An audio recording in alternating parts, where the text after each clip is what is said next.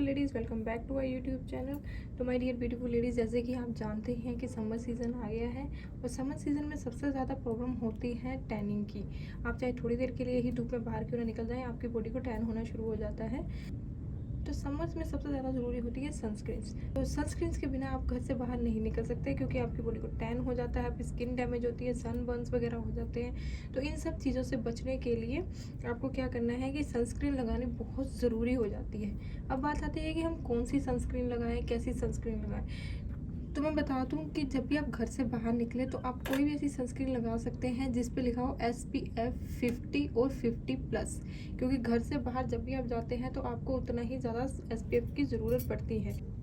और अगर आप घर में हैं तो आप कोई भी नॉर्मल सनस्क्रीन लगा सकते हैं, जैसे कि 25, 30+ वाली जिसका SPF हो, वो आप सनस्क्रीन लगा सकते हैं। तो समर तो आपने ये बात ध्यान में ज़रूर रखनी है कि जब भी आप घर से बाहर निकलें आप एक अच्छे ब्रॉड स्पेक्ट्रम वाला सनस्क्रीन लगा के ही घर से बाहर निकले। ब्रॉड स्पेक्ट्रम माने जिनका SPF 50+ हो या 50 हो। गर्मियों में सबसे ज़्यादा प्रॉब्लम होती है कि अगर आप बिना सनस्क्रीन के बाहर निकल गए तो आपको सन बर्न हो सकता है।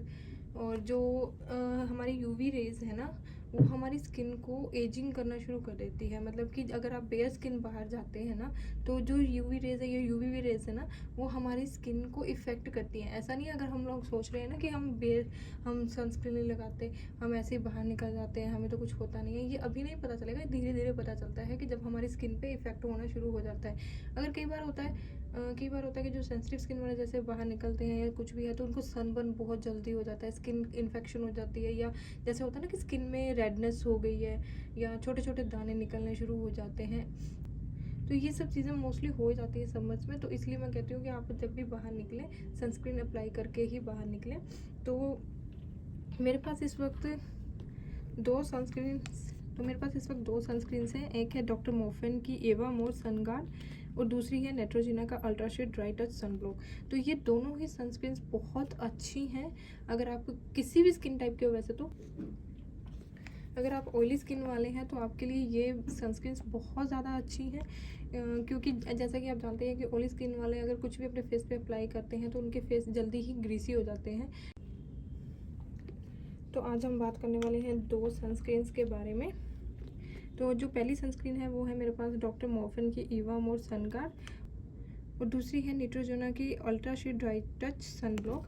दोनों ही सनस्क्रीन मेरे पास SPF 50 और 50+ के ऊपर हैं, जैसे कि आप देख सकते हैं यहाँ पे लिखा हुआ है SPF 50 and SPF 50+।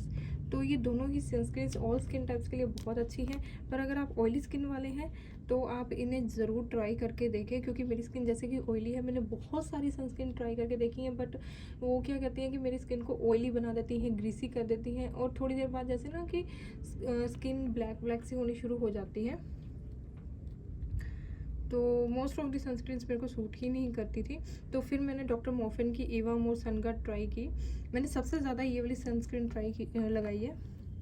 Even Neutrogena से भी ज़्यादा मैंने जो डॉक्टर मोफिन की सनस्क्रीन है ये लगाई है, और ये सनस्क्रीन बहुत बहुत बहुत इफ़ेक्टिव है।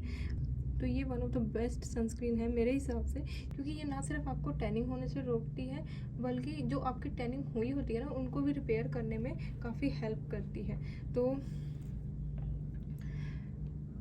ये सनस्क्रीन नॉन ग्रीसी है, स्वेट एंड वाटर रेजिस्टेंट है। तो कुछ लोग जैसे होता है ना कि सनस्क्रीन अप्लाई करने के बाद उनके फेस पे स्वेटिंग होनी शुरू हो जाती है या ऑयल आना शुरू हो जाता है, वो दिक्कत इस सनस्क्रीन के साथ नहीं होने वाली है। ये बहुत ज़्यादा इफ़ेक्टिव सनस्क्रीन है और इसका SPF 50 है, तो बहुत ज़्यादा ब्रॉड स्पेक्ट्रम की भी है। This is the best sunscreen in summers अगर आप किसी भी स्किन टाइप्स के हैं, और स्पेशली अगर आप ऑयली स्किन टाइप के हैं। आपको एक बार मैं इसका टेक्सचर दिखा देती हूँ। ये थोड़ा सा ना जैसे वाइट कास्ट देती है, ऐसा नहीं है कि मैं आपको ऐसे ही बोल दूँ कि कुछ नहीं करती है, थोड़ी सी वाइट कास्ट देती है, बट आफ्टर सम टाइम कि ये आपकी स्किन में ना एडजस्ट होनी शुरू हो जाती है। आपको फील भी नहीं होगा कि आपने कुछ लगाया है। जैसे कि मैं आपको दिखा देती हूँ, थोड़ी सी वाइट कास्ट इसने दी है, बट उसके बाद ही अपने आप ही एडजस्ट होनी शुरू हो जाएगी। तो आप जैसे कि देख सकते हैं इसने बहुत ज़्यादा आपकी स्किन को वाइट नहीं किया है। तो ये बॉयज़ एंड गर्ल्स दोनों लगा सकते हैं, ऐसा नहीं है कि ये सिर्फ गर्ल्स के लिए ही है। तो बॉयज़ एंड गर्ल्स दोनों लगा सकते हैं, क्योंकि ये वाइट कास्ट नहीं छोड़ती है।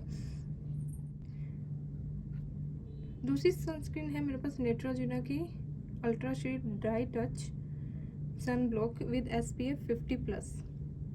तो ये सनस्क्रीन भी बहुत अच्छी है, फॉर ऑल स्किन टाइप्स के लिए है, वाटर रेजिस्टेंट है, और अगर आप सेंसिटिव स्किन वाले हैं तो भी आप इसे यूज़ कर सकते हैं। तो इसका भी SPF जैसे 50+ है, तो बहुत अच्छा ब्रॉड स्पेक्ट्रम है इसका। अभी मैं आपको इसको भी अप्लाई करके दिखा देती हूँ।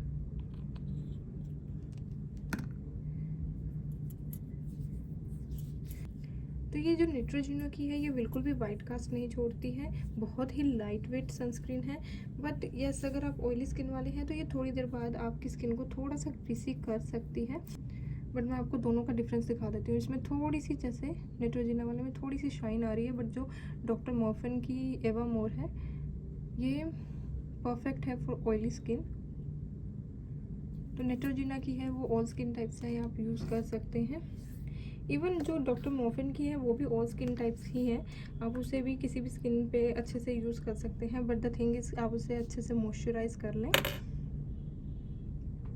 बाकी दोनों ही जो सनस्क्रीन्स हैं बहुत अच्छी हैं, ब्रॉड स्पेक्ट्रम वाली हैं, आप इसे अप्लाई करके बाहर जा सकते हैं।